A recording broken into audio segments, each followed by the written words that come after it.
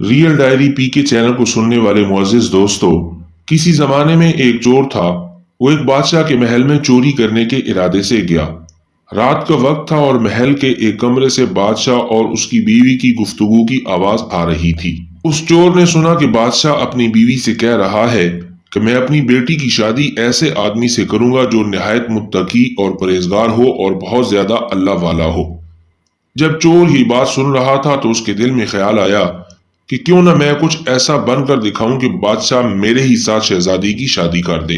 अब वो चोरी करना तो भूल गया, लेकिन धोखा देने पर उतर आया और घर जाकर बहुत देर तक सोचने लगा कि किस तरह मैं इस बात में कामयाब हो सकता हूँ। फिर एक तदबीर उसकी समझ में आई कि बादशाह के महल के करीब एक मस्जिद है, उसमें जाकर बुजुर्गाना लिबास पहनकर इबादत में मशगूल हो जाता हूँ तो शायद ये बात बादशाह तक जरूर पहुंचेगी कि कोई आदमी यहाँ ऐसा मुत्तकी और परहेजगार है जो दिन रात अल्लाह की इबादत में मसरूफ रहता है। तो हो सकता है कि बादशाह की निगाह मेरे ऊपर पड़ जाए और मैं शहजादी से शादी के लिए चुन लिया जाऊं। ये इस चोर का निहायत हकीर और जलील दुनियावी मकसद था जिसके लिए उसने ये इरादा किया। फिर उसने अपने प्रोग्राम के मुताबिक बुजुर्गाना लिबास और पोशाक पहनकर मस्जिद में जाकर अल्लाह की इबादत, तिलावत और मुराकबा शुरू कर दिया।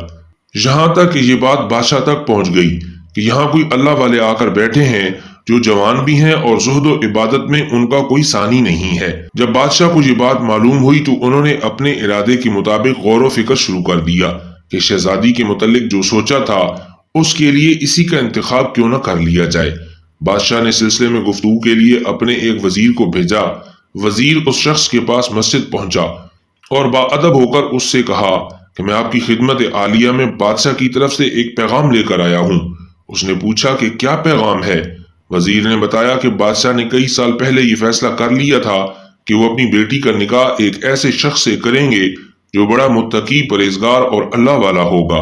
बादशाह की नजर इंतखाब आप पर आकर रुक गई है, लिहाजा बादशाह ने मुझे भेजा है कि इस सिलसिले में मैं आपसे गुफ्तगू करूं। ये शख्स जो दरअसल इसी तमन्ना और आरजू में यहाँ आकर बैठा था बहुत देर तक वजीर की गुफ्तगू सुनता रहा। उसके बाद उसकी आंखों से आंसू जारी हो गए। वजीर ने पूछा क्या बात है, तो कहने लगा कि आज जो पैगाम लेकर आप आए हैं ये पैगाम मुझे मंजूर नहीं है। वजीर ने कहा क्यों मंजूर नहीं है। उस शख्स ने कहा कि देखिए मैं साफ साफ बात आपको बताता हूँ कि मैं असल में एक चोर था और एक मर्तबा बादशाह के महल में चोरी के इरादे से गया। फिर जो कुछ भी हुआ उसको सुनाया। उसके बाद उस चोर ने कहा मैंने तो ये वज़ाक़ता इसी शादी की गर्ज से अख्तियार की थी, लेकिन मैं यहाँ आकर बैठा तो मेरे खुदा ने मुझे अपना बना लिया। अब बस उसके बाद मुझे और किसी की जरूरत नहीं, मेरे लिए मेरा खुदा ही काफी है। बेशक जब इबादत इबादत हो जाए, नमाज नमाज हो जाए, जिक्र जिक्र हो जाए और हमारी दीगर इबादतें वाकई इबादतें हो जाएं, तो बेशक ये नमाजें और इबादतें इंसान को बुराइयों से रोकने में बहुत अहम किरदार अदा करती हैं।